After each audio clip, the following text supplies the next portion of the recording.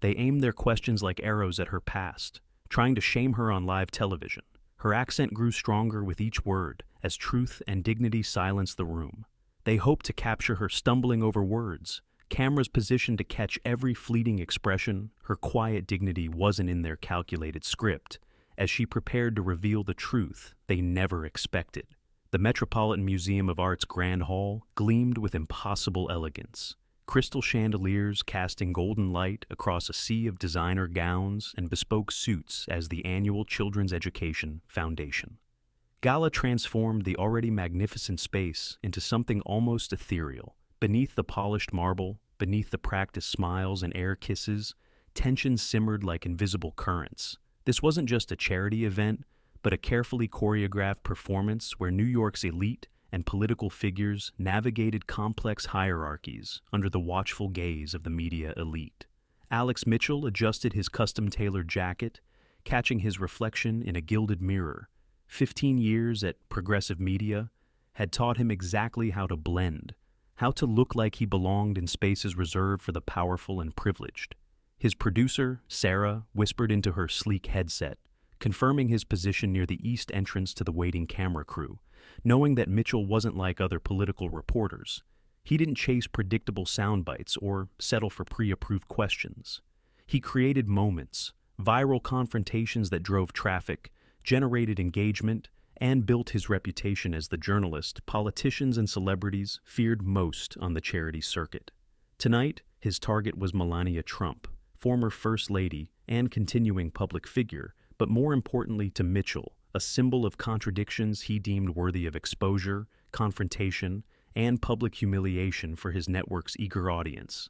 Sarah's voice buzzed in his earpiece, alerting him that security had confirmed Mrs. Trump would arrive in approximately 7 minutes through the northwest entrance with her small team, and as Mitchell surveyed the room one final time, mentally rehearsing his carefully designed questions, meant not to gather information, but to provoke, to corner, to expose what he considered the hypocrisy of conservative figures in liberal New York. The gala continued around him. Foundation executives engaged in animated conversation. Celebrities greeted donors with practiced warmth. Photographers captured carefully curated moments that would fill tomorrow's society pages and social feeds. Near the champagne fountain, acclaimed fashion designer Marcus Way chatted with a group of society figures, occasionally glancing toward the entrance where guests arrived in waves of expensive fabric and blinding jewelry, remarking to no one in particular, "I heard Mitchell is here. Someone should warn Melania." It was well known throughout New York society what an interview with Alex Mitchell meant. Not conversation, but confrontation. Not journalism, but calculated provocation designed to generate viral clips at the expense of whoever entered his crosshairs. Across the grand space, Jennifer Hayes, Melania's chief of staff of 5 years, was already scanning for potential issues. Her experienced eye-noting camera positions, reporter placements, and potential ambush points. A decade guiding public figures through media minefields had given her an almost supernatural ability to sense danger before it materialized, and something about Mitchell's positioning, his too casual stance, his calculated observation, triggered immediate concern. She reached for her phone to alert Mrs. Trump's security detail, though it might already be too late. A subtle shift in energy moved through the crowd, announcing Melania's imminent arrival without words, the almost imperceptible change that occurs when genuine presence enters a room, even before being seen. Alex felt his pulse quicken slightly, the familiar anticipation that preceded his most successful viral moments. "Remember," Sarah's voice returned to his ear, "we need something explosive on immigration, on her modeling past, on the contradictions, something shareable." He acknowledged the command with a slight touch to his earpiece, knowing he had built his brand on moments like this, on manufacturing confrontations that appeared spontaneous but were carefully designed for maximum impact. "The first team will approach with standard questions," Sarah continued. "Then you move in when her guard is down." Near the bar, a young server watched the entrance with undisguised curiosity, whispering to a colleague about how she had never seen the former First Lady in person, wondering if she was really as cold as the media often portrayed her. "I heard she's actually really nice to the staff," her colleague replied. "My cousin worked an event at the UN last year. said she thanked every single person individually. Mitchell would have dismissed such observations instantly. 15 years of crafting narratives had convinced him of the story he wanted to tell, the persona he intended to expose, the contradiction he planned to highlight for audience consumption. Jennifer Hayes finally spotted him, recognizing his purposeful stance, the subtle positioning of his camera crew, the calculated casual demeanor that preceded his ambush interviews, and she moved quickly through the crowd, hoping to intercept, to redirect, to protect her client from the confrontation being orchestrated. But the room was crowded, the path indirect, and Mitchell saw his opportunity approaching. His finger tapped twice against his glass, the signal to his camera operator Keith, who immediately began moving into position with practiced invisibility, the hallmark of experienced media professionals who specialized in capturing unguarded moments of the powerful. "Perfect positioning," Sarah confirmed in his ear. "We've got multiple angles covered." Mitchell nodded imperceptibly, his expression shifting from a calculated observer to the warm, approachable mask he wore when setting up his targets for the kill, as lights near the northwest entrance brightened slightly, signaling an arrival of significance. The subtle security presence materialized first, two professionals in dark suits, eyes constantly scanning, earpieces in place, and then she appeared. Melania Trump stepped into the grand hall, elegance personified in a tailored midnight blue gown, her composure evident in every measured step, her expression warm but dignified. Unlike many celebrities and political figures who moved with practiced indifference, she paused often, acknowledging staff, greeting security personnel, making brief but genuine eye contact with those she passed. There was none of the performative exhibition that characterized many public figures, just a composed grace that seemed to exist for its own sake rather than for cameras or public consumption. The whispers followed her like ripples, some admiring, some curious, some critical. The inevitable wake of someone who had occupied such a complex position in the public consciousness. Mitchell watched, calculating, noting her movements, her patterns, the brief moments when her security detail created space, when she might be most accessible, most vulnerable to his planned approach. He cataloged details with practiced precision, the composed smile, the subtle nods of acknowledgement, the way she focused complete attention on whoever she spoke with, rather than scanning the room for more important interactions.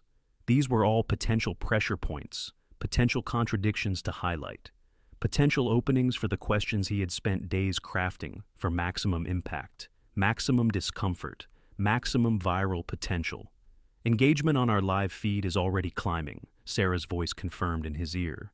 "Viewers love the anticipation. They know what's coming."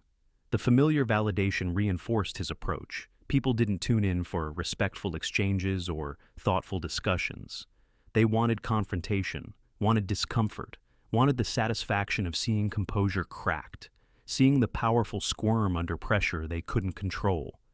Mitchell straightened his tie, checked his reflection once more in a decorative mirror. Appearance mattered, especially for the high-definition close-ups that would accompany whatever viral moment he managed to create. His expression practiced, his questions memorized, his approach planned for maximum audience impact, not journalistic substance. This wasn't about learning or understanding. This was about content creation, about generating the emotional reactions that drove engagement in the fragmented attention economy of digital media. Sarah's voice returned. "Perfect timing. She's heading toward the center display. 2 minutes." Mitchell began his approach, moving with the practiced casualness of someone who belonged, who had every right to initiate conversation, who wasn't planning an ambush designed to provoke reaction rather than illuminate truth. As he moved, he noted Jennifer Hayes approaching from the opposite direction, her expression revealing that she had recognized him, recognized his intention, recognized the potential for a manufactured moment at her client's expense. It would be a race now, whether he could reach Melania before her chief of staff could intervene, could warn, could redirect.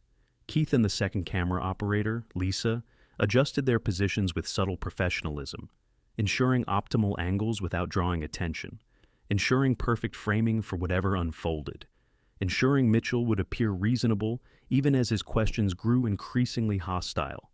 It was a dance they had performed countless times, turning public figures into content, turning confrontation into currency in the attention economy of modern media. Across the room, Marcus Way had noticed the developing situation, his expression showing concern as he recognized the familiar pattern of an ambush interview in preparation. He caught the eye of the event organizer, Sophia Chen, gesturing subtly toward Mitchell with a questioning look. But it was too late for intervention, too late for redirection, too late to prevent what was about to unfold. Mitchell was already within 15 feet of his target, his approach timed perfectly to intercept Melania as she finished speaking with an elderly donor, as her security detail was momentarily creating space for the next interaction, as the cameras found their perfect positions for capturing whatever followed.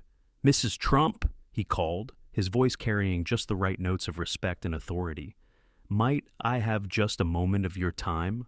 She turned, her expression revealing no recognition of danger, no awareness of the trap being laid. The cameras already recording, already capturing what Mitchell intended to become her most uncomfortable public moment since leaving the White House. "Of course," she replied with characteristic poise, unaware of the calculated nature of this seemingly chance encounter, unaware of the producers watching remotely, unaware of the audience already gathering across platforms, drawn by the promise of confrontation, of discomfort, of a public figure cornered for their entertainment. "Alex Mitchell, Progressive Media," he introduced himself, extending his hand with practiced charm as Keith zoomed in, capturing the moment of initial contact, the foundation of what would follow. "We're speaking with attendees tonight about the Foundation's important work supporting immigrant children." She nodded, appearing genuinely engaged with the stated topic. "It's a vital cause," she began. "Educational opportunity for all children, regardless of background." Mitchell nodded, feigning interest, allowing her to complete her thought before executing the practiced pivot, the sudden shift in topic and tone that had become his signature move, his ambush journalism trademark that had built his reputation as the reporter who created news rather than merely reporting it. But what he didn't know, what Sarah couldn't anticipate from the production van, what 15 years of manufacturing viral moments hadn't prepared him to recognize, was that Melania Trump wasn't like his previous targets, and the exchange about to unfold wouldn't follow his carefully crafted script, wouldn't deliver the expected outcome, wouldn't reinforce the comfortable certainties the audience had tuned in to witness. Because sometimes, the most powerful moments happen when carefully constructed narratives collide with unexpected authenticity, when the trap reveals more about the hunter than the hunted, when composed dignity refuses to surrender to manufactured provocation. The cameras focused on her perfect composure. Each question designed to crack the polished surface, they mistook her silence for weakness, her accent for simplicity, not seeing the strength forged through years of public scrutiny. Melania smiled with practiced warmth that somehow still carried genuine appreciation as Alex Mitchell positioned himself beside her, the practiced choreography of his ambush interview already in motion. The Metropolitan Museum's Grand Hall continued buzzing around them, the charity gala's attendees moving in the currents of expensive fabric and quiet influence, unaware they were about to witness a carefully orchestrated confrontation designed for digital consumption. Keith, the primary camera operator, adjusted his focus with subtle expertise, ensuring perfect framing as Mitchell began with seemingly innocuous questions about the Children's Education Foundation, his tone carrying the perfect balance of professional interest and personal charm that had disarmed countless targets over 15 years of manufacturing viral moments. "The Foundation does remarkable work," Mitchell began, his voice calibrated to convey sincerity his producer knew was merely tactical. "What drew you to this particular cause?" The question was harmless, intentionally so, the first move in a strategy of escalation designed to establish rapport before the calculated pivot to confrontation. Melania responded with genuine engagement, her accent still present but her English precise after decades in America. "Education creates possibility," she said, her voice measured and clear. "Every child deserves opportunity regardless of circumstance. This foundation builds bridges where systems have failed." Mitchell nodded attentively, though his eyes betrayed the performance, not listening but waiting, not engaging but preparing, his attention already fixed on the questions to come, rather than the answers being offered. Sarah's voice buzzed in his earpiece. "Good opening. Let her expand, then hit the immigration angle." he acknowledged with an imperceptible touch to his ear, maintaining the facade of journalistic interest while positioning for the attack to come. Around them, the gala continued, waitstaff circulating with champagne, photographers capturing society figures in calculated poses, conversations building and dissolving as New York's elite performed the rituals of philanthropy and social positioning that characterized such events. Jennifer Hayes had almost reached them now, recognizing the developing situation, her expression revealing professional concern as she noted Keith's camera angle, Mitchell's practiced stance, the subtle positioning that signaled imminent confrontation rather than genuine interview. Near the central display, Marcus Way whispered something to event organizer Sophia Chen, both watching with growing concern as they recognized Mitchell's approach for what it was. Not journalism, but provocation. Not information seeking, but content creation at a subject's expense. Melania continued speaking about educational initiatives with surprising detail and evident knowledge, unaware of the trap being laid, the cameras capturing every micro-expression, every gesture, every moment of unguarded engagement that would soon be tested by deliberate provocation. "It's interesting you mention systems failing children," Mitchell said, his tone shifting slightly, the first subtle indication of the pivot to come. The change was imperceptible to casual observers, but immediately recognizable to media professionals present. The slight hardening around the eyes, the barely noticeable adjustment in posture, the preparation for confrontation disguised as conversation. "Your husband's administration had specific policies affecting immigrant children that many educators criticized harshly. How do you reconcile supporting this foundation while having been part of those decisions?" The question hung in the air, not genuinely seeking understanding, but deliberately creating contrast, manufacturing contradiction, establishing the framework for viral content built on discomfort rather than insight. Sarah's voice returned to his ear, approving, "Perfect setup. Push harder if she deflects." Keith zoomed tighter. Lisa adjusted her position for a secondary angle, both capturing what they anticipated would be the beginning of an uncomfortable exchange perfect for audience consumption across platforms. Melania paused briefly, her expression revealing neither surprise nor defensiveness at the abrupt shift. Just momentary consideration before responding with the same measured tone. "Policy disagreements are important in democracies," she said, her voice steady. "But this foundation's work transcends politics, helping children directly, immediately, regardless of who holds office." The response was thoughtful, reasonable, disappointing to Mitchell, who had expected either defensive retreat or emotional reaction, either of which would have served his content creation purposes more effectively than composed engagement. Sarah pressed in his ear, "Too diplomatic. Hit the family separation angle directly. We need reaction." Mitchell nodded slightly, recalibrating, moving to more explicit provocation, as Jennifer Hayes finally reached the edge of their conversation, positioned now to potentially intervene, but hesitating, recognizing the cameras, recognizing the calculation of creating a scene that would itself become content for Mitchell's purposes. "But surely you must have had significant influence," Mitchell pressed, his voice now carrying subtle accusation beneath the veneer of journalistic inquiry. "When children were being separated from parents at the border, did you ever directly challenge those policies privately? Many would consider silence in that position to be complicity."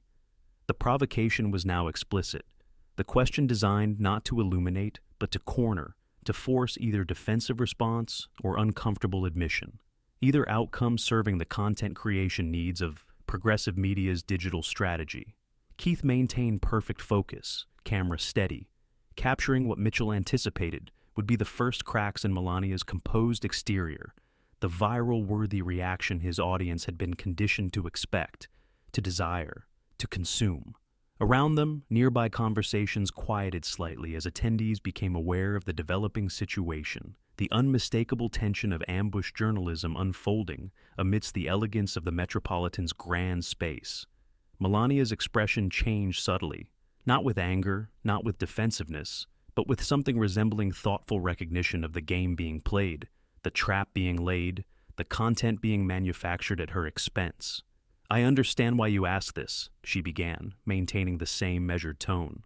These were complex situations with no perfect solutions. My focus has always been advocating for children's welfare, sometimes publicly, sometimes in private discussions where real influence happens. Mitchell felt momentary frustration, her response again reasonable, again composed, again denying him the emotional reaction, the defensive posture, the uncomfortable moment that would generate the shareable content his producer demanded, his audience expected, his reputation required. Sarah's voice grew more insistent. Not working. Go harder. The modeling questions. Her background. Push until we get something usable. Jennifer Hayes moved slightly closer now, positioned to intervene if necessary, her professional expression masking the calculation happening behind her eyes, weighing when protection became itself a story, when intervention created more content than it prevented, when the dignified response was allowing her client to handle the provocation rather than creating additional drama through obvious management. Mitchell shifted tactics, his expression now carrying open skepticism designed to provoke, to challenge, to create the confrontation his format required. "Let's be direct," he said, abandoning the pretense of balanced inquiry. "You've built a public image of concern for children, while having benefited from an administration many educators considered actively harmful to vulnerable populations. Isn't there fundamental hypocrisy in your position here tonight?" The question wasn't really a question, it was accusation, provocation, the setup for viral content built on discomfort, on conflict, on the manufacturing of tension for audience consumption. Around them, the bubble of attention expanded as more gala attendees noticed the developing situation, recognized Mitchell's tactics, his approach, his intent, some expressions showing discomfort, others curiosity, others the resigned recognition of modern media's predatory relationship with public figures, especially those associated with controversial political histories. A foundation board member took a step closer, concern evident in her expression, her body language suggesting potential intervention if the exchange continued escalating toward manufactured confrontation rather than substantive discussion about the event's charitable purpose. Keith zoomed tighter still, ensuring perfect framing of what Mitchell calculated would be the breaking point. The moment emotion overcame composure, calculation provoked reaction. Orchestrated pressure generated valuable content. Melania met his gaze directly, her posture composed but not rigid, her expression revealing neither anger nor defensiveness, just clear-eyed recognition of the situation, the intent, the performance being orchestrated at her expense. "I have never claimed perfection," she said, her voice still measured but carrying subtle strength that caught Mitchell momentarily off guard. "Neither for myself nor any administration. But reducing complex policy situations to simple accusations doesn't help vulnerable children. Would you prefer former First Ladies not support education for immigrant children because their husbands' policies were controversial? Who benefits from that approach?" The response carried no anger, but contained clear challenge, not emotional reaction, but rational engagement that somehow turned Mitchell's provocation back on itself, questioning the framework rather than accepting its premises, engaging with substance rather than performance. Sarah's voice became urgent in Mitchell's ear. "This is getting away from us. Change tactics. Go personal. The modeling history. The Einstein visa questions. We need something emotional." Mitchell felt the interview slipping, from his controlled provocation to something resembling actual conversation, from manufactured confrontation to substantive exchange. Not what his format demanded, not what his audience expected, not what his career had been built upon creating. He recalibrated quickly, preparing his most personal questions, his most provocative implications, his most reliable tactics for generating the emotional responses that translated to engagement metrics, to viewer retention, to professional advancement in the attention economy of modern media. But as he opened his mouth to deliver his next calculated provocation, as Keith maintained perfect focus, as Lisa captured the widening response from onlookers, Mitchell failed to recognize that the dynamic had already shifted in ways his 15 years of manufacturing confrontation hadn't prepared him to navigate. That composure might prove more powerful than provocation, that dignity might transcend calculation, that authentic presence might render orchestrated performance suddenly, unexpectedly hollow. each interruption designed to break her train of thought. The cameras tightened on her face, seeking signs of anger. The crowd fell silent as the questions grew more point, her calm voice somehow filling the room with unexpected strength. Mitchell leaned forward slightly, his body language shifting from professional engagement to subtle dominance, a tactical adjustment honed through countless confrontational interviews. "Let's talk about your own immigration experience," he said, voice carrying precisely calibrated skepticism. "You received an Einstein visa, reserved for those with extraordinary ability, as a model, while many highly educated professionals wait years for legal status. Do you see the contradiction between benefiting from such privileges and your husband's rhetoric against immigration?" The question was designed as a multi-layered trap, implying undeserved privilege, highlighting potential hypocrisy, and personalizing political controversy in ways calculated to provoke emotional response rather than thoughtful exchange. Keith's camera zoomed tighter, focusing on Melania's eyes, seeking any flicker of discomfort, any micro-expression of anger that could become the thumbnail image for millions of views across platforms. Sarah's voice buzzed with approval in Mitchell's ear. "Perfect angle. Keep pushing there. We need reaction footage." Around them, the previously ambient conversations had quieted as nearby attendees recognized the developing confrontation, the deliberate provocation, the calculated attempt to create content at a public figure's expense in a space meant for charity and celebration. Melania began to respond, her voice still measured despite the obvious provocation. "The immigration system has complexities and imperfections that—" Mitchell cut her off immediately. The interruption itself a tactical choice, a deliberate power move designed to disrupt composed thought, to prevent complete response, to establish dominance over the exchange. "But surely you recognize the perception of hypocrisy," he pressed, voice rising slightly. "Benefiting personally from immigration policies while supporting an administration that vilified immigrants?" The interruption was jarring, the redirection aggressive, the framing deliberately provocative, all calculated to create the emotional reaction, the defensive response, the uncomfortable moment that would drive engagement metrics across progressive media's platforms. Jennifer Hayes took another step forward, her professional concern evident now as the confrontational nature of the exchange became unmistakable to everyone within earshot. But Melania subtly raised her hand, a small gesture indicating she wished to handle the situation herself. "Immigration policy involves difficult balances," Melania began again, her accent more noticeable now, but her diction precise. "Between compassion and security, between opportunity and—" Mitchell interrupted once more forcefully this time, the tactic now explicit, the strategy clear to everyone watching. "Prevent complete thoughts, prevent nuanced response, prevent anything that might contradict the narrative being constructed through selective editing and provocative framing. Your husband's administration enacted policies widely condemned by human rights organizations," he stated flatly, abandoning the pretense of questions for direct accusation. "Children in cages became the defining image of that approach. As an immigrant and a mother, how did you justify your silence?" The provocation was now explicit, the intent undisguised, the attempt to manufacture viral content through deliberate confrontation obvious to everyone watching.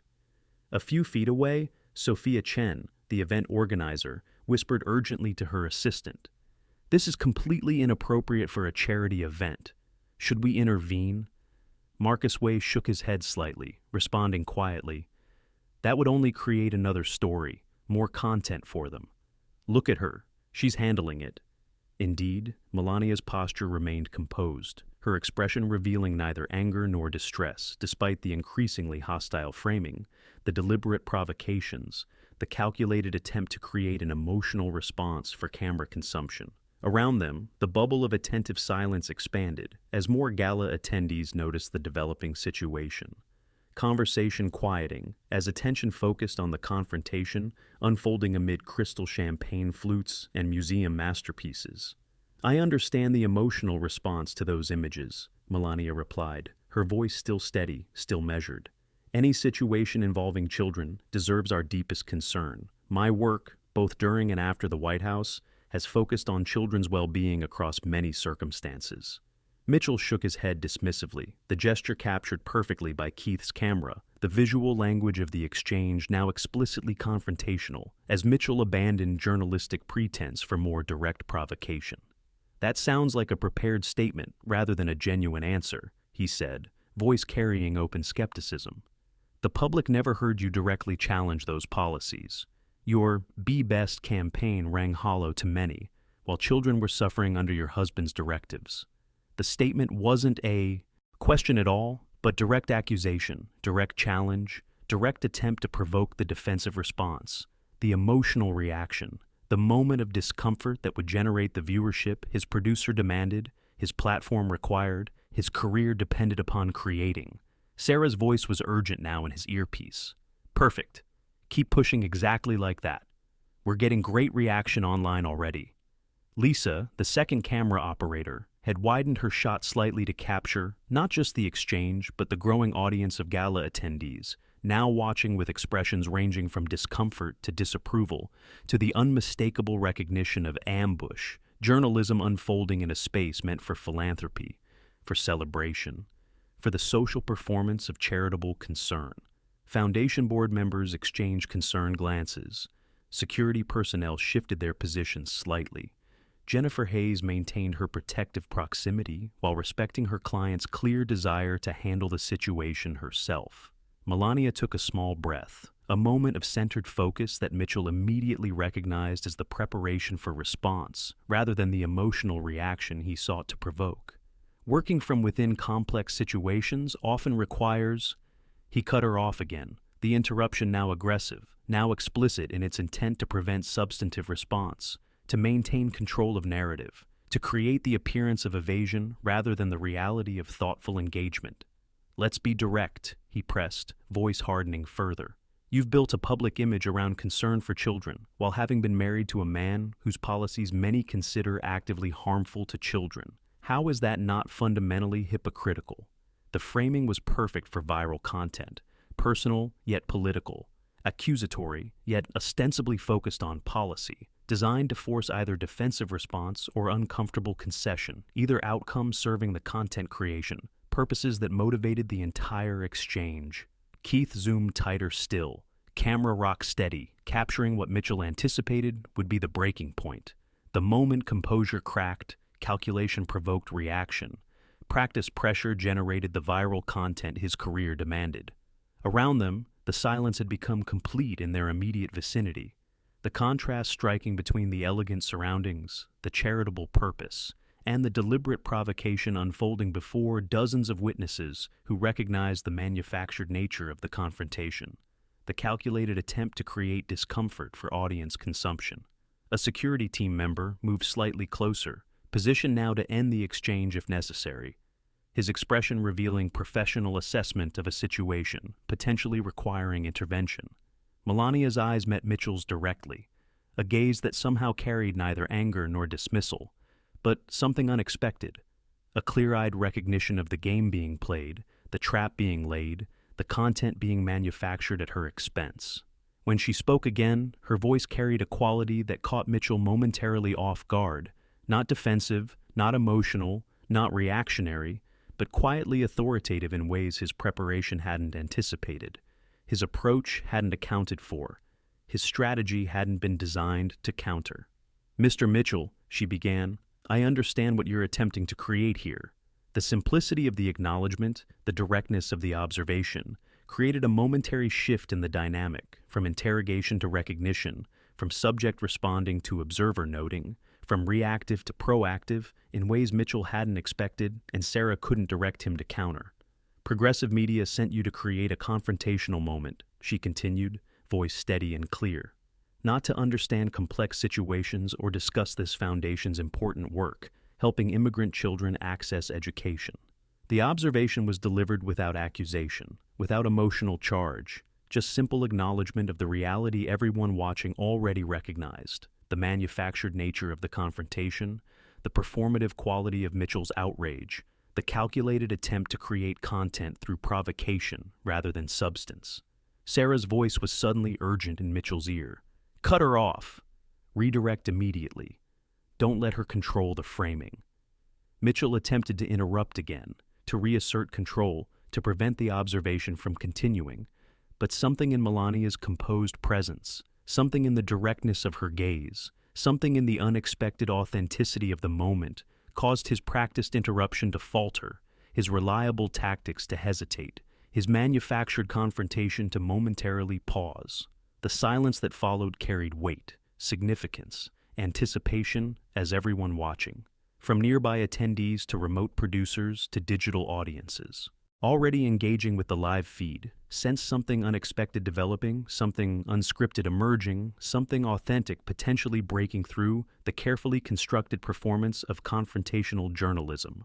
Keith maintained perfect focus, capturing what was becoming increasingly clear to everyone present, not the viral moment of discomfort Mitchell had planned to manufacture, but something potentially more compelling, more significant, more worthy of attention than the predictable confrontation his career had been built upon creating. The calculated questions grew more personal. By the minute her eyes revealed nothing but thoughtful consideration. When they expected anger, they found quiet strength instead, as she prepared the response they never anticipated. The Metropolitan Museum's Grand Hall had fallen into an unnatural stillness, the ambient soundtrack of socialite laughter and champagne glasses momentarily suspended as attention focused on the confrontation unfolding in their midst. Mitchell recovered quickly, 15 years of manufacturing viral moments having taught him how to regain control when interviews threatened to slip beyond his careful orchestration. "I'm simply asking questions many Americans want answered," he countered, voice recalibrated to project reasonable authority, to reframe her observation as evasion, to reassert the narrative he required. When policies separated families at the border, where was your public objection? When children were held in detention facilities, why wasn't your voice heard? The rapid-fire delivery was deliberate, questions stacked without pause for response. The technique designed to overwhelm, to create the appearance of being cornered, to generate the defensive reaction his platform demanded and his audience expected. Keith maintained perfect focus, camera steady on Melania's face, capturing what Mitchell calculated would finally break through her composure, would finally generate the emotional response, the defensive posture, the uncomfortable moment that would drive engagement metrics across progressive media's digital ecosystem. Sarah's voice returned to his ear with renewed urgency. "Perfect approach. Don't let up. We're seeing huge engagement numbers already."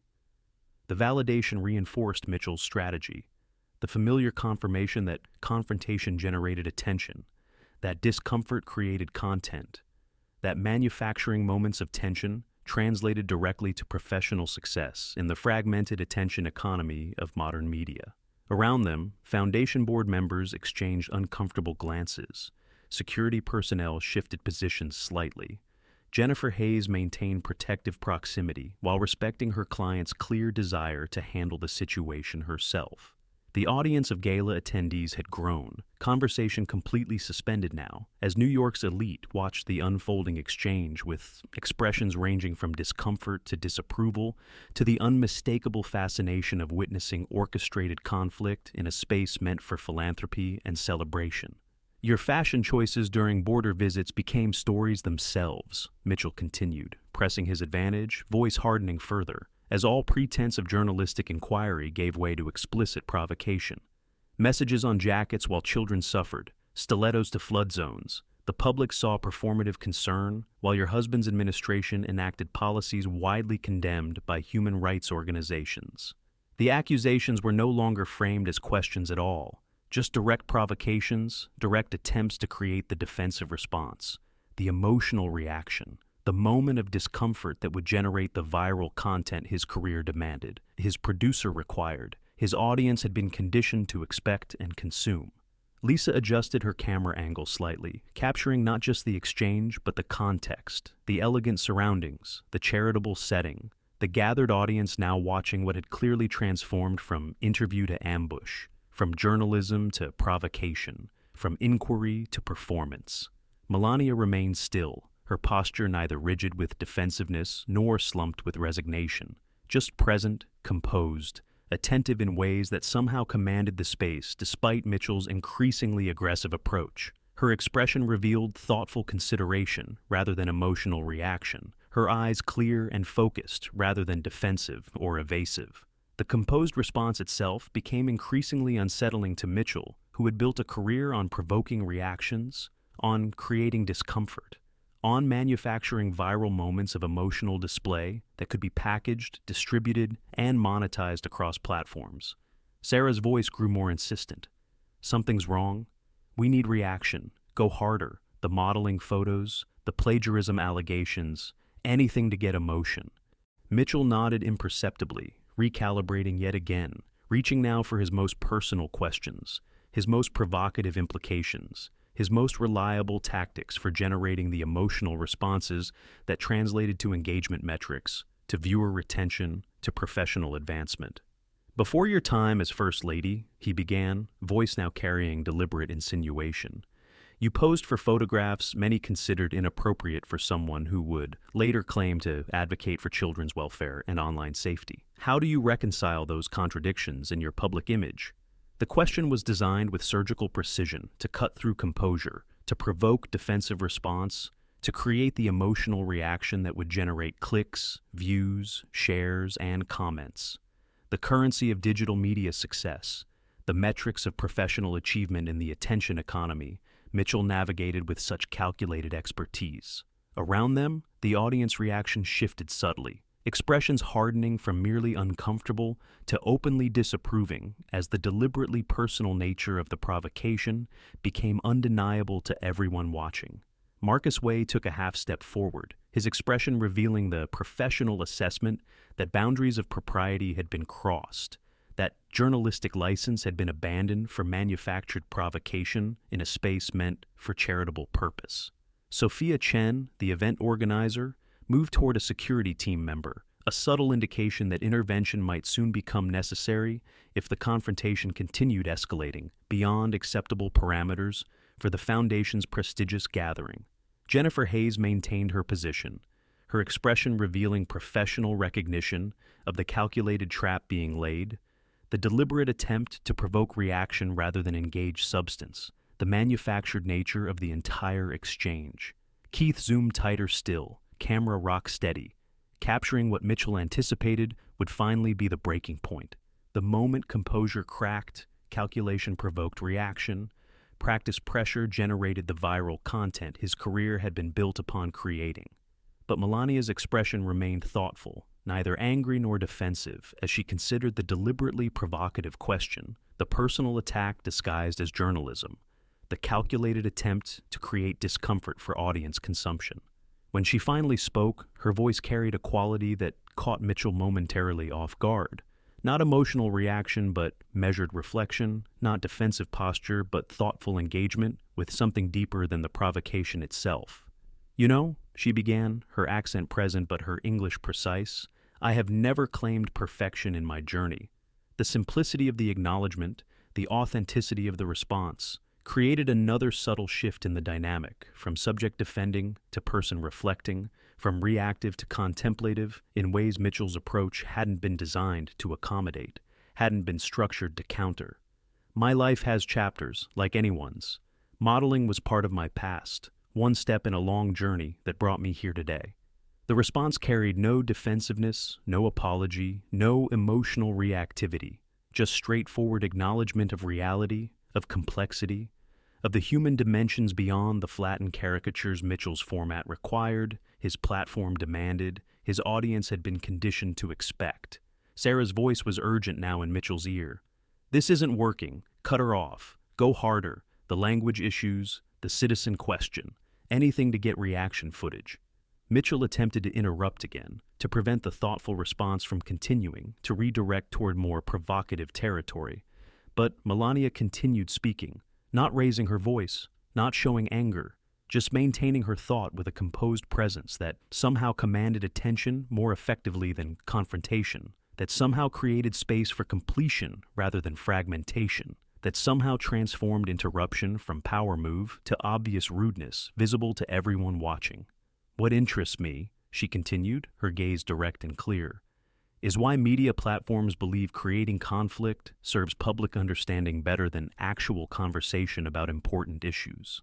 The observation was delivered without accusation, without emotional charge, just direct engagement with the reality everyone present already recognized, the manufactured nature of the confrontation, the performative quality of Mitchell's approach, the calculated attempt to create content through provocation rather than substance. Around them, the gathered audience had grown completely silent, attention fully focused on an exchange that had unexpectedly shifted from familiar pattern to something else entirely. Not the predictable confrontation everyone had been conditioned to expect, but something more authentic, more substantive, more worthy of genuine attention than manufactured conflict and orchestrated discomfort. Mitchell felt the interview slipping completely beyond his control now, from his calculated provocation to something resembling actual conversation, from manufactured confrontation to authentic exchange, from content creation to human interaction in ways that threatened everything his approach required, his format demanded. His career had been built upon generating. His expression betrayed momentary uncertainty, the unfamiliar sensation of tactical failure, of strategy collapse, of formula breakdown in real time before dozens of witnesses and thousands of viewers already engaged with the live feed across platforms. Sarah's voice became increasingly panicked in his ear. "Shut this down. Redirect immediately. We're losing the narrative completely." Mitchell attempted to reassert control, his voice hardening with barely concealed frustration. As his reliable tactics failed, his practiced approach faltered, his manufactured provocation yielded unexpected authenticity rather than predictable reaction. "The questions I'm asking reflect legitimate concerns about your public roles and private actions," he insisted, abandoning pretense entirely for direct confrontation.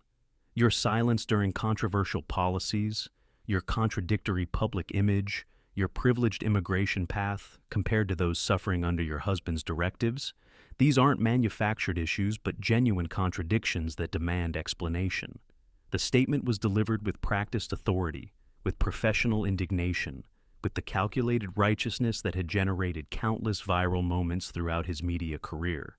But something had shifted in the atmospheric dynamics of the exchange. Something had transformed in the power balance of the interaction. Something had changed in the fundamental nature of the confrontation itself. From Mitchell controlling the narrative to Melania somehow reclaiming authentic space, from subject reacting to person engaging, from manufactured content to genuine exchange in ways Mitchell hadn't anticipated, hadn't prepared for, hadn't experienced in 15 years of creating viral moments through calculated provocation. Keith's camera captured it all, not the emotional reaction, the defensive posture, the uncomfortable moment Mitchell had planned to generate, but something potentially more compelling, more significant, more worthy of genuine attention than the predictable confrontation his career depended upon manufacturing. And as Melania prepared to respond again, as Mitchell struggled to regain control of the exchange, as the gathered audience watched with unexpected attention, something emerged in that elegant space. Not the viral moment of manufactured discomfort progressive media had planned to capture and distribute, but something authentically human breaking through the calculated performance of confrontational journalism. Something genuine emerging from beneath the artificial constraints of media formulas and predetermined narratives. Something real transcending the hollow rhythms of provocation and reaction that had defined political discourse for too long. The room fell completely silent, waiting for her response. His final question designed to be impossibly cruel. Her eyes reflected something they never expected to see as authentic truth. Silenced manufactured conflict forever. The Metropolitan Museum's Grand Hall had transformed now, the elegant charity gala, suspended in a moment of unexpected tension as Mitchell played his final card, his most provocative question, his calculated attempt to break through composure with personal attack designed specifically to provoke emotional response. "Let's address what many consider the central contradiction," he said, voice carrying deliberate insinuation, eyes narrowed slightly with practiced skepticism honed through years of manufacturing viral confrontation. "You've presented yourself as an advocate for dignity and respect, particularly for women and children, while remaining married to a man repeatedly accused of disrespecting both. Was your silence purchased with privilege, with lifestyle, with status that immigrant families lacking your advantages could never access?" The question hung in the air, brutal in its implications, personal in its attack, designed with surgical precision to cut through composure, to force defensive reaction, to create the emotional response that would generate the viral content his career demanded. His producer required, his audience had been conditioned to expect and consume.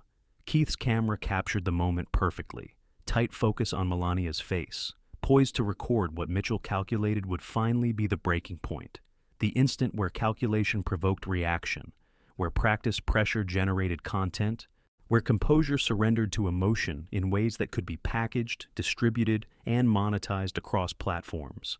The silence that followed carried weight, significance, anticipation as everyone watching, from nearby gala attendees to remote producers to digital audiences already engaged with the live feed, sensed something consequential unfolding, something unexpected developing, something potentially authentic emerging from beneath the artificial constraints of media formulas and predetermined narratives.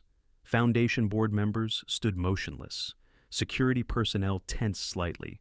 Jennifer Hayes maintained protective proximity while respecting her client's clear desire to manage the situation herself.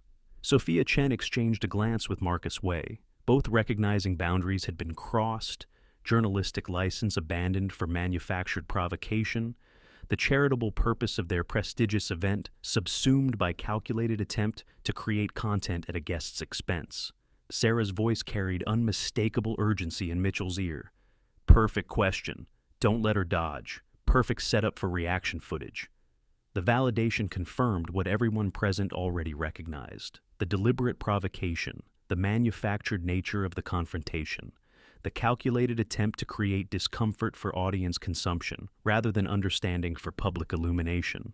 Mitchell maintained his practiced expression of righteous inquiry, of journalistic authority, of moral certainty cultivated throughout years of similar exchanges, designed to generate similar outcomes across similar platforms. The familiar algorithm of provocation, reaction, and viral spread that had built careers, created content, and driven engagement throughout the fragmented attention economy of modern media. For a moment that stretched beyond comfortable duration, Melania simply looked at Mitchell, not with anger, not with defensiveness, not with the emotional reaction he had calculated to provoke, but with something unexpected, something unscripted, something that broke through the manufactured performance to reveal authentic human consideration of the person before her, rather than the persona he projected.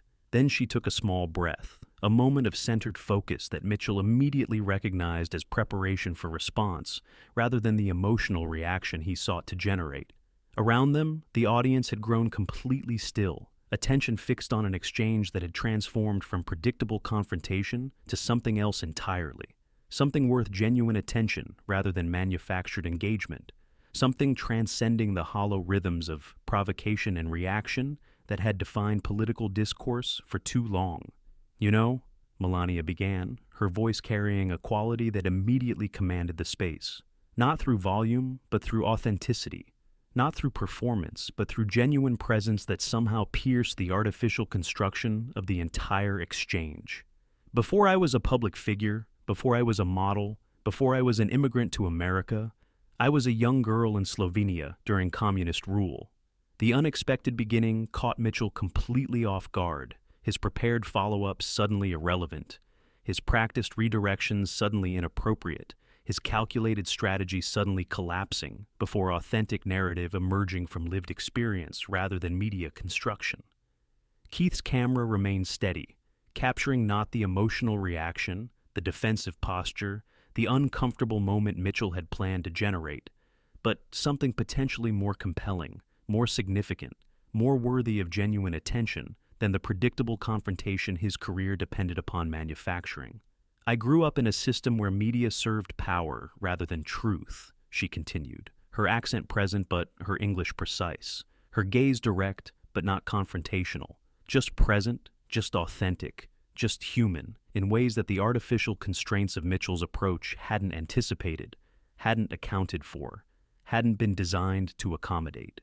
Where questions weren't asked to understand but to reinforce official narratives, where journalism wasn't about illumination but about control. The observation carried no accusation, no emotional charge, just authentic reflection from lived experience beyond the flattened caricatures Mitchell's format required, his platform demanded, his audience had been conditioned to expect. Sarah's voice became increasingly frantic in Mitchell's ear. "Cut her off! Redirect immediately! This isn't the content we need." But something in the atmosphere had shifted. Something in the dynamic had transformed. Something in the fundamental nature of the exchange had changed. From Mitchell controlling the narrative to authenticity somehow claiming space, from manufactured confrontation to genuine human connection in ways that rendered attempted interruption suddenly, visibly inappropriate to everyone watching, everyone witnessing, everyone engaged with what was unfolding. Mitchell made a small gesture to interject, but found himself hesitating, his practiced interruption faltering before authentic expression that somehow commanded attention more effectively than any confrontation, any provocation, any manufactured moment his career had been built upon creating. "When I came to America," Melania continued, her voice steady and clear, "I discovered something precious, the possibility of speaking freely, of asking real questions, of seeking actual understanding across differences." The words hung in the air, simple yet profound, reaching beyond political division, beyond cultural warfare, beyond the manufactured confrontations that had come to define public discourse, to touch something universally human, something authentically significant, something genuinely worthy of the attention now completely focused on her words, her presence, her unexpected transformation of a planned ambush into authentic exchange. "My journey has been complex," she acknowledged, her honesty disarming in its simplicity, in its lack of performative qualification, in its genuine recognition of reality beyond defensive posturing or calculated presentation. "I have made choices, some I'm proud of, some I would reconsider with the wisdom of experience, some that reflect the complicated reality of being human in situations with no perfect answers." The acknowledgement carried no defensiveness, no justification, no emotional reactivity, just straightforward recognition of the complexity that defined actual human experience beyond the simplified narratives media formats required, political discourse demanded, audience engagement metrics rewarded. Around them, the gathered crowd had transformed, from spectators of anticipated confrontation to witnesses of unexpected authenticity. From consumers of manufactured conflict to participants in genuine exchange, from passive audience to engaged listeners, captivated by something real, breaking through the artificial constraints of performative media, of calculated provocation, of orchestrated outrage designed for distribution rather than understanding. Marcus Way nodded slightly, expression revealing recognition of something valuable unfolding. Sophia Chen watched with undisguised attention, her professional assessment visible in her focused engagement, with words transcending the hollow performance of confrontation initially orchestrated at her event. "What saddens me," Melania continued, her expression reflecting genuine consideration rather than calculated response, "is seeing American media increasingly resemble what I grew up with, where questions aren't asked to understand, but to reinforce predetermined narratives, where people aren't engaged as humans, but as characters in stories already written, where truth matters less than emotional reaction that drives engagement." The observation was delivered without anger, without accusation, just clear-eyed recognition of patterns visible to everyone watching, everyone witnessing, everyone participating in the ecosystem of information and attention that shaped contemporary discourse across platforms, across divisions, across the fragmented landscape of modern media. Mitchell stood unnaturally still, his practice poise momentarily abandoned, his professional persona temporarily suspended, as something authentic broke through his cultivated cynicism, reached beyond his tactical approach, transcended the formula that had built his career, his reputation, his brand in the competitive landscape of confrontational journalism. Sarah's voice had gone silent in his ear, even the producer recognizing something unexpected unfolding, something unplanned emerging, something potentially more valuable than the viral confrontation originally sought, originally demanded, originally expected, from the carefully orchestrated ambush now transformed into authentic exchange. "My life has chapters," Melania acknowledged, her voice carrying quiet certainty that commanded attention more effectively than any confrontation, any provocation, any manufactured emotion his approach had been designed to generate. Like everyone, I have acted with both courage and compromise in difficult situations. I have spoken out, sometimes publicly, sometimes privately, where real influence often happens, sometimes not enough when looking back with the clarity of hindsight. The honesty carried weight, significance, authenticity in ways that transcended the simplified narratives Mitchell's format required, his platform expected, his career had been built upon generating and exploiting. Keith's camera had adjusted slightly, capturing not just Melania's expression, but the context, the transformed audience, the elegant surroundings, the unexpected authenticity emerging in a space initially prepared for manufactured confrontation, for calculated provocation, for the familiar algorithm of conflict designed to generate content rather than understanding, engagement rather than illumination, reaction rather than reflection. Lisa had widened her shot further, documenting not just the exchange but the atmosphere, the complete attention, the respectful silence, the unexpected transformation of ambush into something genuinely worthy of the focus, now directed toward authentic voice, breaking through performed outrage, through orchestrated confrontation, through calculated provocation designed for distribution rather than discovery. And as Melania continued speaking, her voice clear, her perspective authentic, her humanity undeniable in ways that transcended political division, that bridged cultural warfare, that illuminated something universally significant beyond manufactured conflict. Everyone watching, everyone witnessing, everyone engaged, understood they were experiencing not the viral moment of discomfort. Progressive media had planned to capture and distribute, but something infinitely more valuable, genuine exchange across difference, authentic voice beyond caricature, human connection transcending the artificial constraints of media performance that had limited discourse, understanding, and engagement for far too long. The cameras still recorded every word and gesture, but something had changed in the very air they breathed. What began as ambush transformed into real connection, as genuine humanity replaced calculated performance. The Metropolitan Museum's Grand Hall felt different now. The atmosphere itself transformed as Melania continued speaking, not with defensive justification, not with rehearsed talking points, not with the emotional reaction Mitchell had calculated to provoke, but with authentic reflection that reached beyond political division, beyond cultural warfare, beyond the manufactured confrontations that had defined public discourse for too long. "I believe we lose something precious," she said, her voice carrying quiet conviction that commanded attention more effectively than any confrontation. "When we reduce complex humans to simple caricatures, when we filter every word through predetermined narratives, when we seek conflict rather than understanding." The observation was delivered without accusation, without emotional charge, just clear-eyed recognition of patterns visible to everyone watching, everyone listening, everyone engaged with an exchange that had unexpectedly transcended its orchestrated origins to become something genuinely worthy of attention, of consideration, of respect, that transcended political alignment, cultural positioning, and media expectation. Mitchell found himself in unfamiliar territory. The practiced cynicism, the tactical approach, the formula that had built his career momentarily suspended as something authentic reached beyond his professional persona to touch something almost forgotten about the purpose of communication, about the possibility of exchange across difference, about the human dimensions beyond the flattened narratives his format required, his platform demanded. His audience had been conditioned to expect. For 15 years, he had perfected the art of manufacturing moments, of creating confrontation, of generating content through provocative framing, designed to elicit emotional reaction rather than substantive engagement.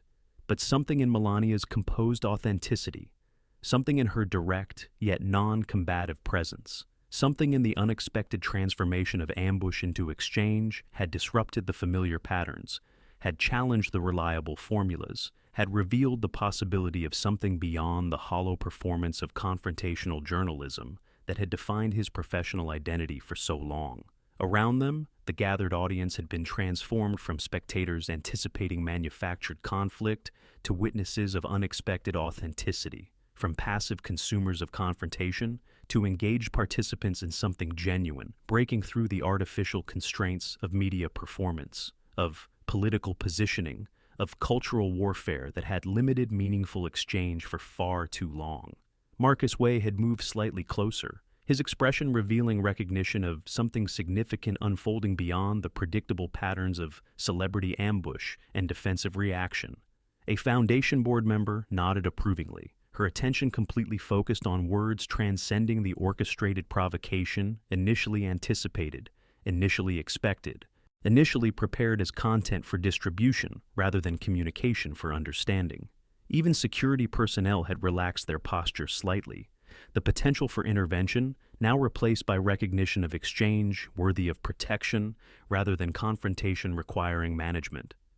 Sarah's voice returned to Mitchell's ear, but transformed, no longer urgent with tactical direction, but cautious with strategic reassessment. This is working somehow, different than expected, but engagement is unprecedented. Stay with it, see where this goes. The producer had recognized, however reluctantly, something valuable emerging from failed provocation, from transformed exchange, from authentic connection. Neither had anticipated, neither had planned, neither had experienced in years of manufacturing content through calculated confrontation and orchestrated discomfort. Keith and Lisa maintained perfect focus, cameras steady, capturing not the viral moment of emotional reaction originally sought, but something potentially more compelling, more significant, more worthy of genuine attention than the predictable confrontation their careers had been built upon documenting. Melania's gaze remained direct, but not confrontational, her posture composed but not defensive, her presence somehow commanding the space through authenticity rather than authority, through genuineness rather than performance, through human connection rather than calculated positioning.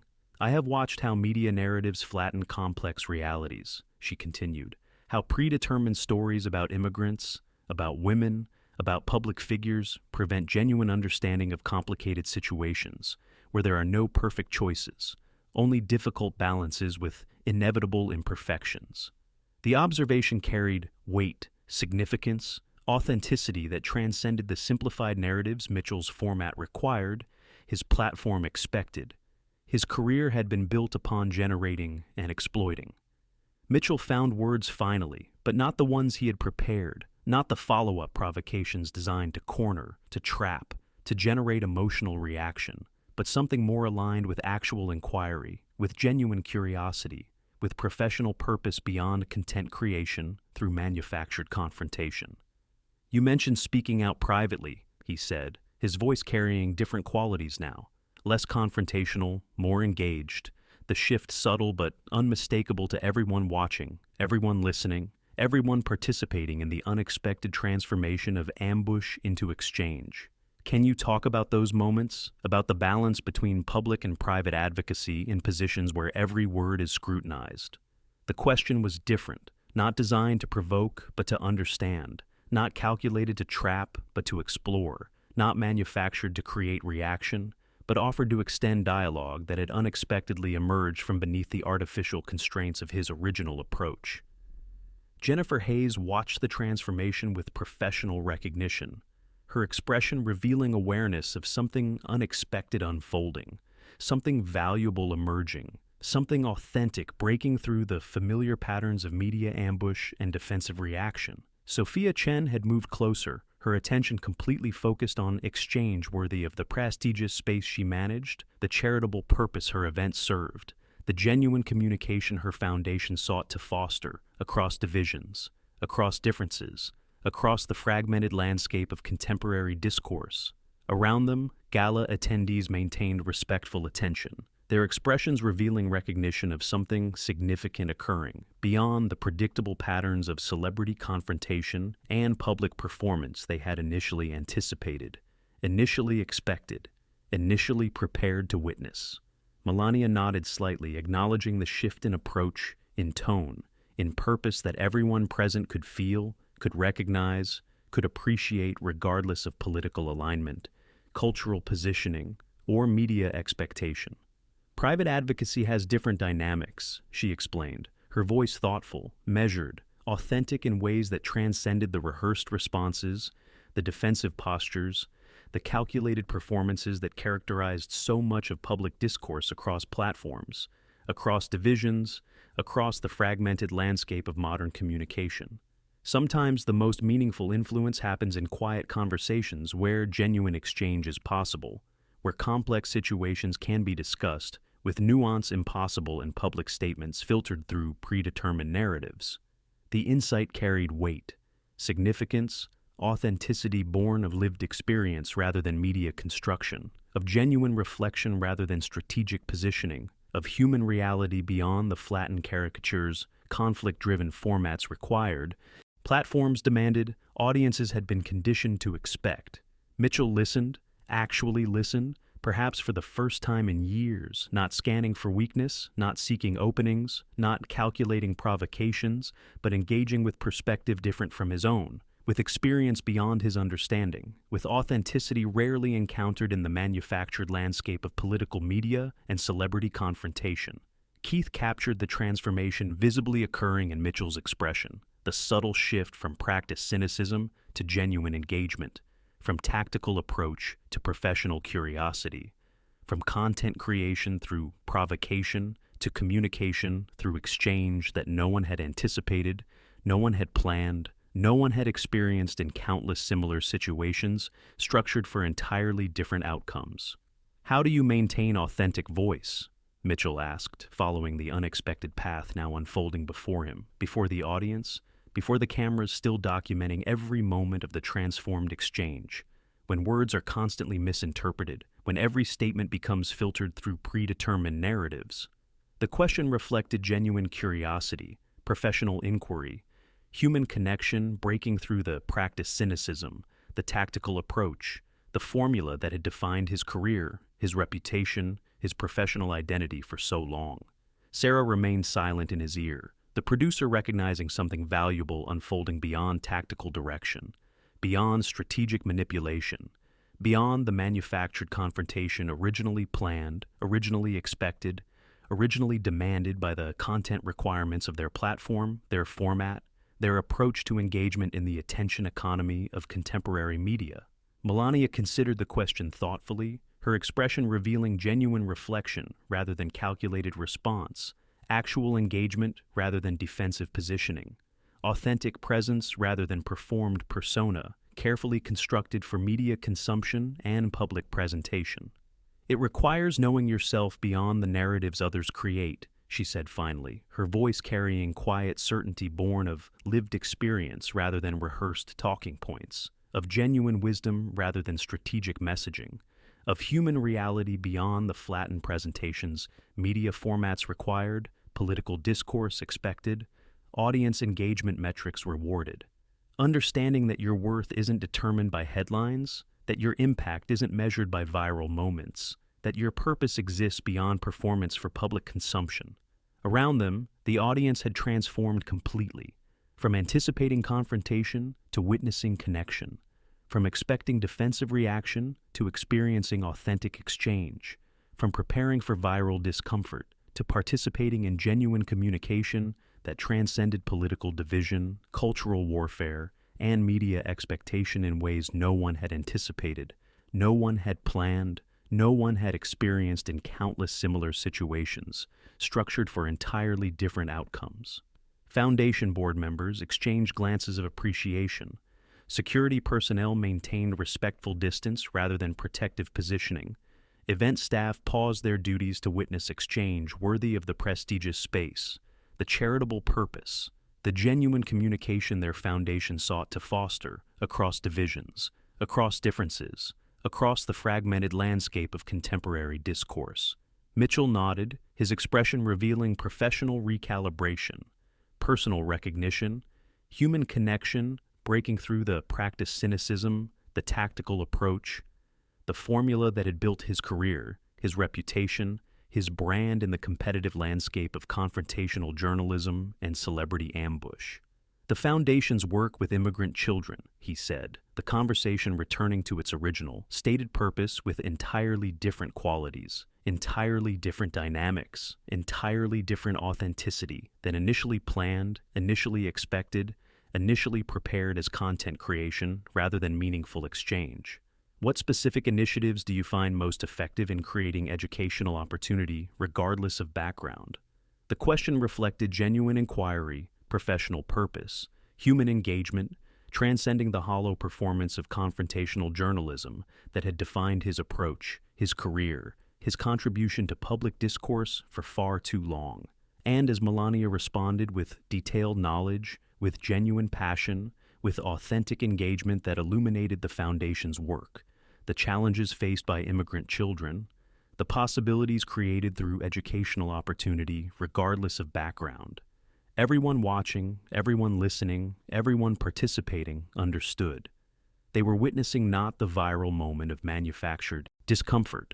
Progressive media had planned to capture and distribute, but something infinitely more valuable: genuine exchange across difference, authentic voice beyond caricature, human connection transcending the artificial constraints of media performance that had limited discourse, understanding, and communication for far too long. The transformation was complete, undeniable, significant beyond the immediate exchange, beyond the elegant surroundings, beyond the prestigious gathering, revealing possibilities for engagement, for communication, for connection that most had forgotten existed, that most had abandoned seeking, that most had stopped believing possible in the fragmented, polarized, performance-driven landscape of contemporary media and public discourse.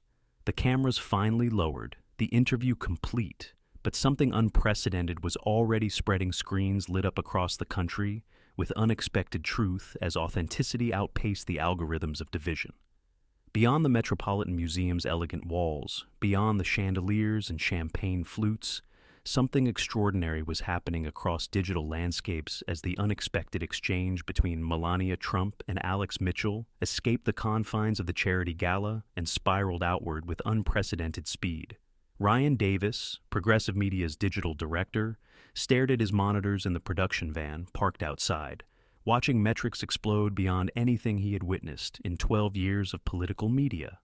"This isn't what we expected," he whispered to his assistant Zoe, who nodded wide-eyed as viewership numbers, comments, and shares flowed faster than their systems could track.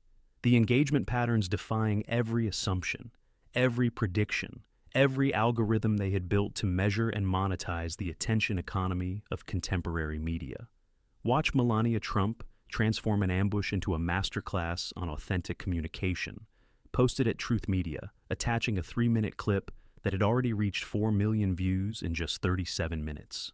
"I fundamentally disagree with her politics, but that response about media narratives was something everyone needs to hear," wrote a prominent progressive commentator, her share generating a cascade of conversation across political divides, across cultural boundaries, across the tribal affiliations that normally remained firmly entrenched, firmly separated, firmly hostile in the fragmented landscape of contemporary discourse. Inside the Grand Hall, the gala had resumed its elegant rhythms around them, but something had fundamentally shifted, the atmosphere itself transformed by the unexpected exchange that had unfolded amid crystal and couture. Mitchell stood motionless, his professional demeanor temporarily suspended as something authentic continued resonating beyond the concluded interview, beyond the lowered cameras, beyond the immediate exchange that had so completely defied his expectations, his preparation, his career-long approach to manufacturing viral content through provocative confrontation. Nearby, Jennifer Hayes conferred quietly with Melania, both women's expressions revealing professional assessment of what had transpired, what was unfolding, what would follow as the unexpected authenticity continued spreading beyond control, beyond prediction, beyond the familiar patterns of political media and celebrity ambush. Foundation board members approached with genuine appreciation, their expressions revealing recognition of something valuable that had unfolded within their prestigious gathering, something transcending the orchestrated provocation initially feared, initially expected, initially prepared to manage as unwelcome disruption to their charitable purpose and philanthropic celebration. In living rooms across America, viewers who had tuned in expecting the familiar satisfaction of celebrity takedown, the rehearsed outrage, the defensive reaction, the uncomfortable moment packaged for distribution and consumption, found themselves instead leaning forward, phones in hand, recording, sharing, responding to something that transcended the usual divisions, the usual performances, the usual polarities that defined contemporary discourse across platforms. 29-year-old Marcus Johnson, who normally avoided anything related to the previous administration, conservative figures, or political content he considered not for him, texted the full exchange to his politically opposite father with a simple message: worth watching regardless of politics, something different happening here. His father responded almost immediately: already seen it, remarkable, reminds me of how discourse used to be possible before everything became performance. In progressive media's executive offices, emergency meetings convened as senior leadership struggled to process what was unfolding on their networks, on their platforms, on screens, across the country in ways no one had anticipated, no one had planned, no one had believed possible given the predictable patterns of political communication and media consumption that had defined contemporary discourse for so long. It's completely off format, insisted the programming director, her voice revealing a mixture of concern and confusion as the content they had commissioned, the confrontation they had planned, the viral discomfort they had expected, transformed into something entirely different, entirely unexpected, entirely beyond the formulas and frameworks that had built their brand, their audience, their business model in the fragmented attention economy of digital media. But the engagement metrics are unprecedented, countered the data analytics director, displaying numbers that defied expectations, contradicted assumptions, revealed possibilities no one had considered viable, profitable, or sustainable within the content strategies that had guided their platform development, their format decisions, their approach to audience engagement and political coverage for years of algorithmic optimization and attention monetization. Sarah finally emerged from the production van, her expression conflicted as she approached Mitchell, standing alone near the bar, professional recalibration visible in his uncharacteristic stillness, his unusual silence, his temporary suspension of the calculated performance that had defined his career, his reputation, his contribution to public discourse for 15 years of manufacturing viral moments through provocative confrontation and orchestrated discomfort. "The numbers are insane," she said quietly, her voice carrying unfamiliar uncertainty as everything they had built, everything they had known, everything they had assumed about their audience, their format, their approach to content creation, was suddenly called into question by the unexpected power of authenticity over performance, of connection over conflict, of dialogue over demolition in generating engagement, in capturing attention, in creating value within the ecosystem of contemporary media and political communication. "This wasn't what we planned," Mitchell acknowledged, his voice carrying unfamiliar qualities of reflection rather than certainty, of consideration rather than conviction, of professional reassessment rather than tactical recalibration. "But it might be more valuable than what we normally manufacture. In college dorms, office break rooms, airports, and restaurants, wherever screens displayed the unfolding exchange, unusual crowds gathered, watching not with partisan division or cultural sorting, but with shared attention, shared interest, shared recognition that something authentic was breaking through the familiar performance of political media and celebrity confrontation that had defined contemporary discourse, that had shaped audience expectations, that had structured content creation across platforms, across formats, across the fragmented landscape of digital communication. Conservative media, which had prepared outraged responses to the expected disrespect, the anticipated ambush, the familiar pattern of hostile framing and decontextualized editing, scrambled to adjust their coverage as the narrative slipped beyond partisan combat, beyond cultural warfare, beyond the predictable rhythms of attack and defense that had defined political communication for so long. "This is what happens when authentic voice transcends media formulas," wrote one outlet, sharing the full unedited exchange rather than fragmenting it to fit predetermined narratives or reinforce existing divisions and tribal affiliations.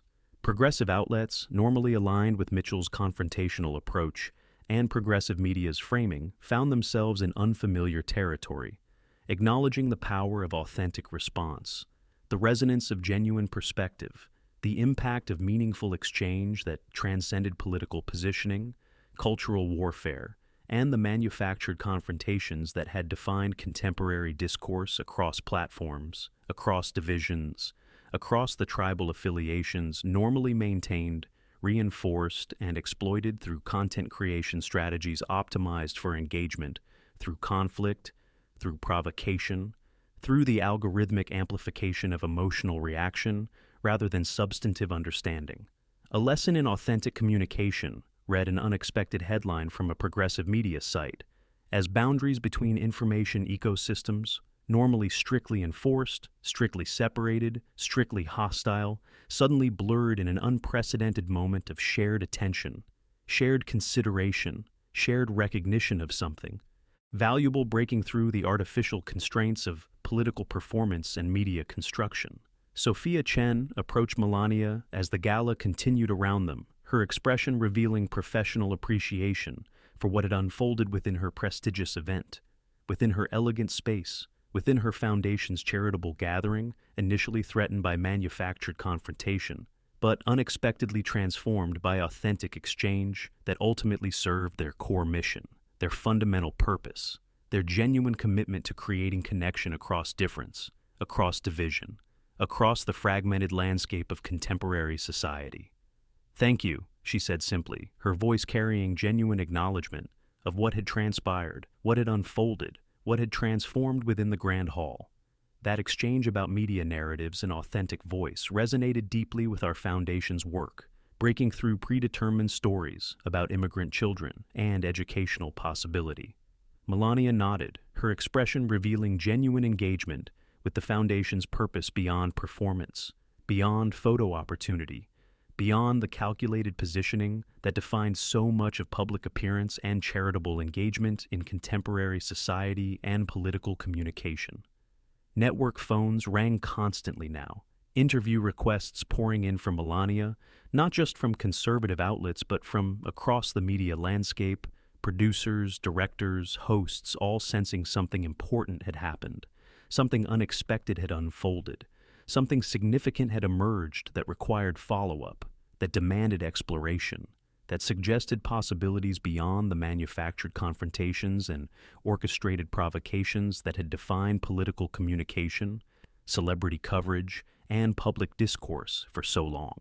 Even Mitchell's phone buzzed relentlessly, colleagues, competitors, and professional contacts all responding to what they had witnessed, what they had recognized, what they had experienced as something transcending the familiar patterns of ambush journalism and confrontational content creation that had built careers, that had generated engagement, that had structured formats across platforms, across divisions, across the fragmented landscape of contemporary media. The exchange, designed to create viral moments of emotional reaction and defensive response, had indeed gone viral, but for reasons no one had anticipated, no one had planned, no one had believed possible in the artificial landscape of political media and celebrity confrontation.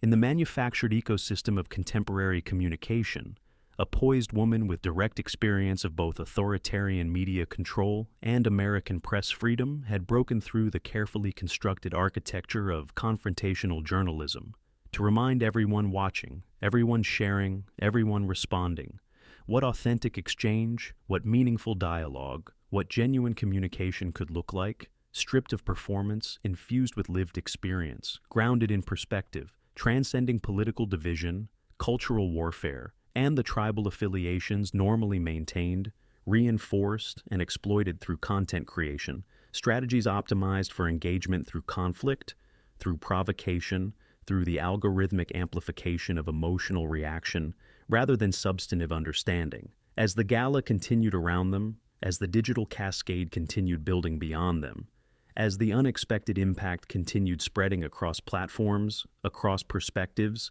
across normally unbridgeable divides, something shifted, not just in format, not just in approach, not just in the immediate content strategies of competing networks and platforms, but in the fundamental understanding of possibilities for connection across difference, for dialogue across division, for authentic exchange beyond performance, beyond provocation, beyond the artificial constraints of media formulas that had limited human interaction, human understanding, and human connection for far too long.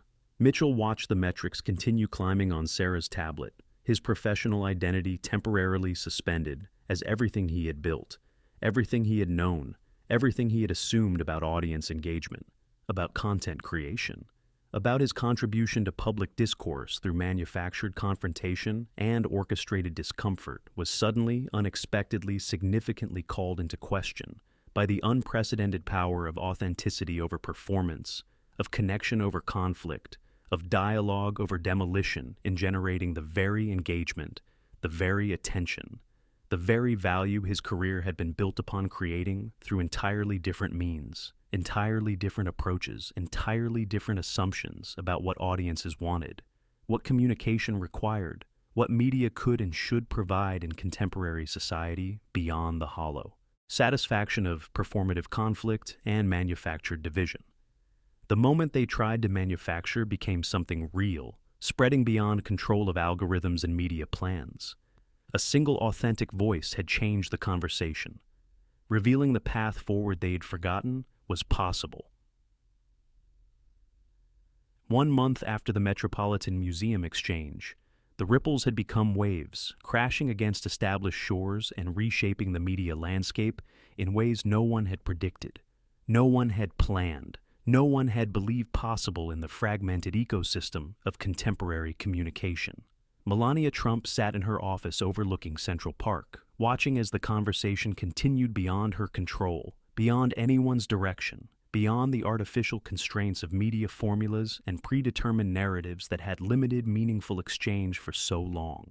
Progressive Media's executive team had undergone significant restructuring, their entire approach suddenly questioned not just by viewers or critics, but by their own staff and producers, who had witnessed what happened when calculated provocation encountered authentic response, when manufactured confrontation yielded to genuine exchange, when performative conflict transformed into meaningful dialogue that generated unprecedented engagement across platforms, across divisions, across the tribal affiliations, normally maintained, reinforced, and exploited through content strategies optimized for algorithmic amplification rather than human connection. The full unedited exchange had been viewed over 120 million times across platforms and demographics, transcending usual media bubbles and reaching people who normally avoided political content, celebrity interviews, or anything associated with tribal affiliations and cultural positioning. They had been conditioned to reject, to dismiss, to ignore within the fragmented landscape of contemporary discourse.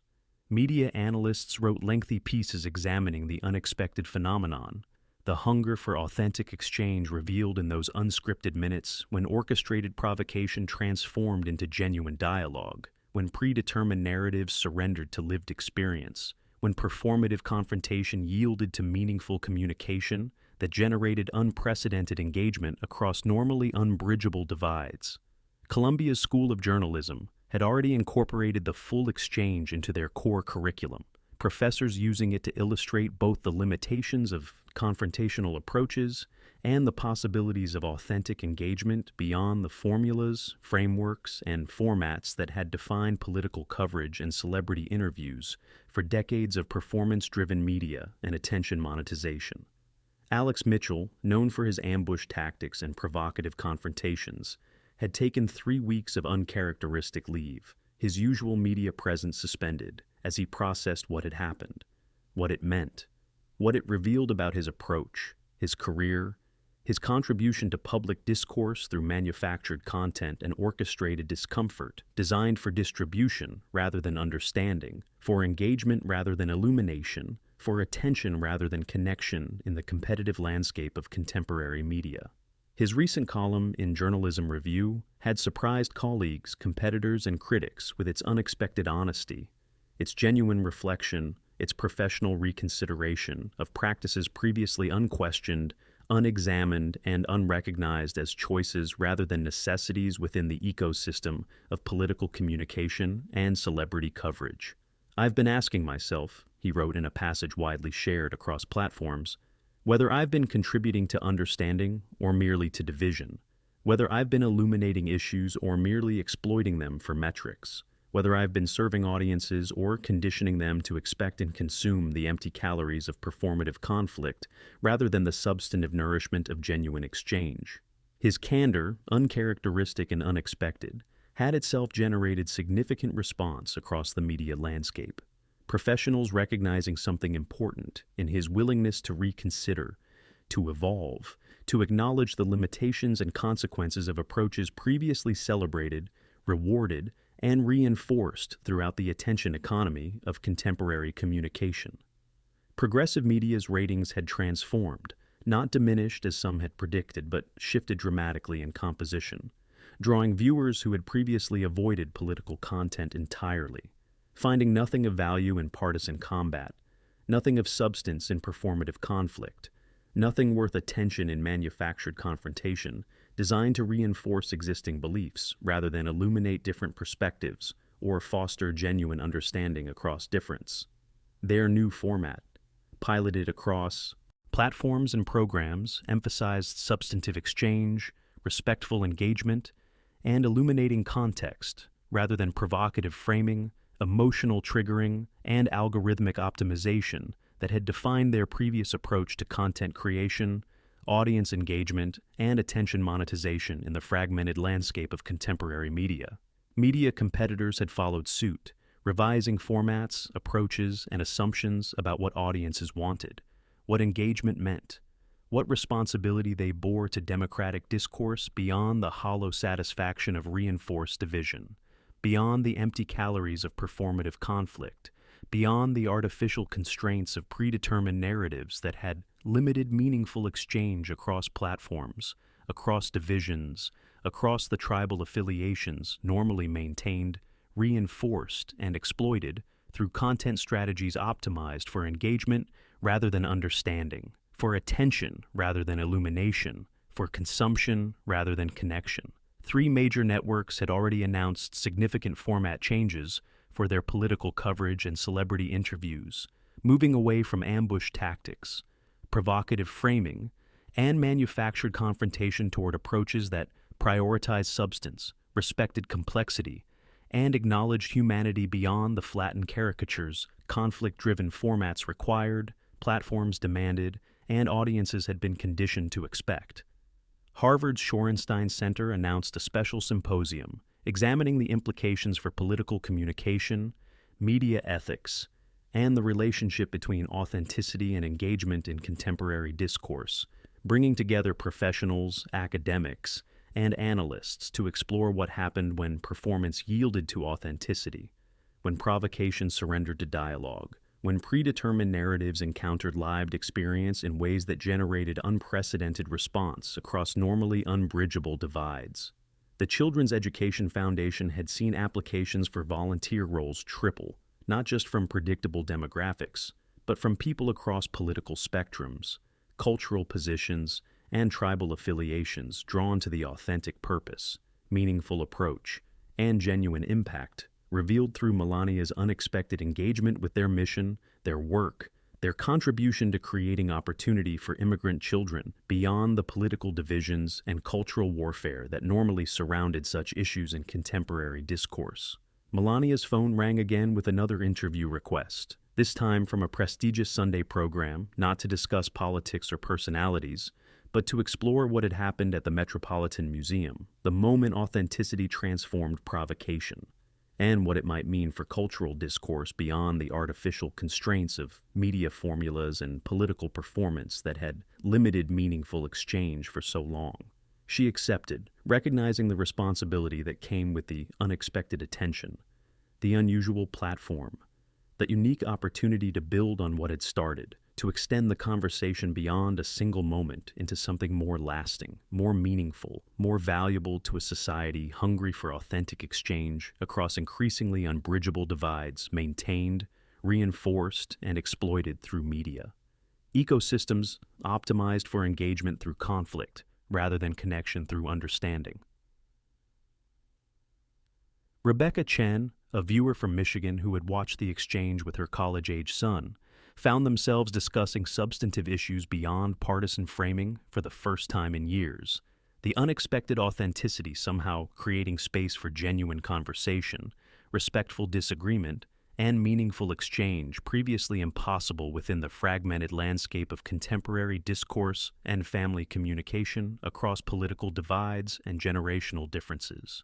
University communication departments reported increased interest in courses examining media, ethics, political discourse, and the relationship between authenticity and engagement in contemporary information and landscapes previously defined by performance, provocation, and the algorithmic amplification of emotional reaction, rather than substantive understanding or meaningful exchange across difference.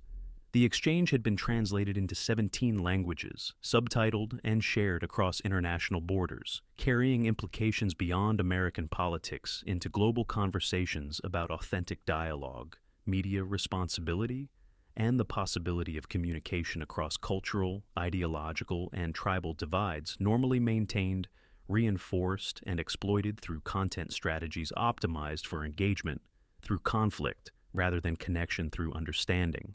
Media watchdog organizations noted subtle but significant shifts in format and approach across political programming in the weeks following: more substance, less ambush; more conversation, less provocation; more complexity, less caricature. As competitors scrambled to capture the unprecedented audience, hunger for something beyond performance, beyond provocation, beyond the artificial constraints of media formulas that had limited meaningful exchange for so long. Sarah, Mitchell's longtime producer, spent hours reviewing past segments with new perspective, seeing patterns of manipulation, exploitation, and dehumanization that had once been invisible in the comfortable familiarity of formula, framework, and format. Now revealed in the harsh light of comparison to the authentic exchange they had witnessed, had captured, had participated in, despite their initial intentions, their planned approach, their expected outcome focused on manufacturing viral confrontation, rather than facilitating meaningful communication across difference.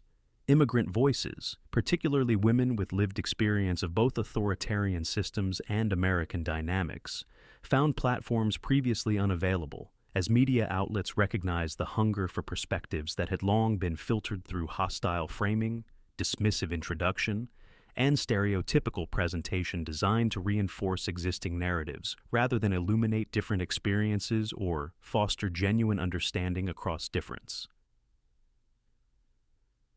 The Metropolitan Museum reported unprecedented interest in their educational initiatives and community engagement programs, particularly those focused on immigrant communities and cross-cultural understanding, direct response to the authentic moment that had unfolded within their elegant space, their prestigious gathering, their charitable event, initially threatened by manufactured confrontation, but unexpectedly transformed by genuine exchange that ultimately served their core mission, their fundamental purpose, their authentic commitment to creating connection across difference, across division, across the fragmented landscape of contemporary society. Foundation donors across political spectrums had increased contributions drawn not by performative celebrity involvement, but by genuine engagement with substantive purpose beyond the hollow symbolism and empty gestures that characterized so much of charitable participation and philanthropic positioning in 2000 contemporary society. Alex Mitchell appeared on camera again for the first time since the Metropolitan Exchange. His approach visibly evolved, his questions focused on understanding rather than provoking, his purpose aligned with illumination rather than confrontation, in ways that reflected genuine reconsideration of practices previously unquestioned, unexamined, and unrecognized as choices rather than necessities within the ecosystem of political communication and celebrity coverage. I realized, he explained in a segment that itself generated significant response across platforms, that I had been confusing conflict with substance, reaction with engagement, provocation with purpose, mistaking the hollow calories of manufactured confrontation for the substantive nourishment of meaningful exchange that actually serves democratic discourse beyond the metrics, beyond the algorithms, beyond the artificial constraints of formats optimized for attention monetization rather than human connection or democratic function. And Melania Trump understood the weight of this moment, the responsibility of this attention, the possibility created by unexpected authenticity breaking through the predetermined narratives and manufactured confrontations that had defined public discourse for so long. As she prepared for the upcoming interview, as she considered what mattered beyond performance, beyond provocation, beyond the artificial constraints of media formulas and political positioning, she recognized something significant in the hunger for authentic voice, for genuine exchange, for meaningful dialogue across increasingly unbridgeable divides maintained, reinforced, and exploited through media. Ecosystems optimized for engagement through conflict rather than connection through understanding. One exchange hadn't changed everything. The machinery of division still churned, the ecosystem of provocation still functioned. The algorithms of amplification still prioritized emotional reaction over substantive understanding across platforms, across divisions, across the tribal affiliations that characterize contemporary discourse and political communication. But something had shifted, something had opened, something had been revealed about what was possible, what was valuable, what was genuinely engaging beyond the formulas, frameworks, and formats that had limited meaningful exchange, human connection, and democratic function for far too long. If this story moved you, if it made you reconsider how media functions, how public figures communicate, how discourse unfolds across difference, share it. Because sometimes transformation begins not with grand declarations, not with institutional reform, not with algorithmic adjustment, but with a single authentic voice breaking through manufactured performance to remind us what genuine exchange looks like, what meaningful dialogue requires, what human connection makes possible across the divisions we've come to accept as permanent, as unbridgeable, as necessary, when in reality they may be more artificial, more surmountable, more transformable than we've been conditioned to believe.